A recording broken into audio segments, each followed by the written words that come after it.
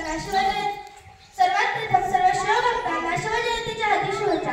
आजकाल असं म्हणतात जिथं मस्तक टेकवावं अशी नमस्कारांची जागा ही फार कमी होत चालली आहे, परंतु ते नाव ऐकतात सचिन झाल्याशिवाय राहत नाही अशा राजमाता मासाहेब सौ 33 कोटी देवांची कोट्यवधी मंदिरं असतील, आवाज बरोबर 33 कोटी देवांची कोट्यवधी मंदिरं असतील, पण माझ्या राजाचं एक सुद्धा मंदिर नाही, पण माझ्या राजाचं एक सुद्धा मंदिर नाही, पण कोट्यवधी माणसामध्ये राजाची पूजा करतात असे ते गांधी राजे छत्रपती शिवाजी महाराज।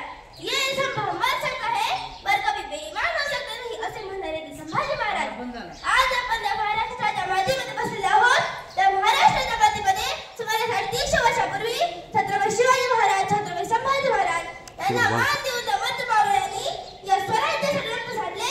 मत पावल्यांना मी मानाचा मुद्रा करते। पण आजकाल तरुण पोटात दारू आणि हातात तलवार घेऊन निशाण होत आहे। आजकाल तरुण पोटात दारू आणि हातात तलवार घेऊन निशाण होत आहे। आजकाल तरुण फारच लोक हार करतो, परिस्थिती दंडित जिद्द नाही, आयुष्याचा निर्णय करून दाखवायचे असेल तर शिवजयंतीशिवाय पर्याय नाही। काय शिकवते सन्मान जगायला? शिवजयंती काय शिकवते? सन्मान जगायला, अन्यायाविरुद्ध लढायला, परिस्थिती कितीही बिकट असली तरी त्याच्यातून मार्ग काढायला शिकवते ते शिवजयंती। म्हणून आजच्या तरुणाला, आजच्या पिढीला खरी गरज आहे शिवजयंतीची। सह्याद्रीच्या कुशीतून हिरा चमकला, सह्याद्रीच्या कुशीतून एक हिरा चमकला, भगवती या जगताचा सोनेरी प्रकटला, भगवती या जगताचा सोनेरी प्रकटला।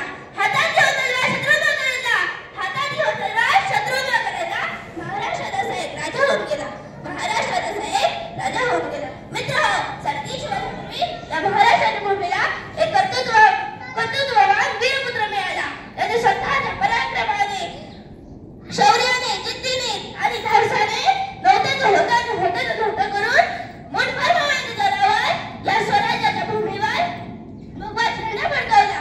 तेव्हा या महाराष्ट्रात अनेक सत्ता हुकूमत चालत होत्या, स्त्रियांची अब्रू लुटली जात होती, बायकांच्या कुंकवाचातूनही मारला जात होता, शेतकऱ्यांना कोणी कैवारी नव्हता।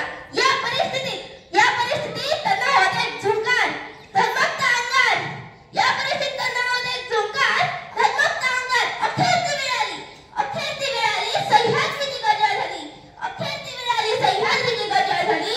19 फेब्रुवारी 1930 रोजी शिवगिरी तारा चमकला, 19 फेब्रुवारी 1930 रोजी शिवगिरी तारा चमकला। जिजाऊच्या पोटी सिंह जन्मला।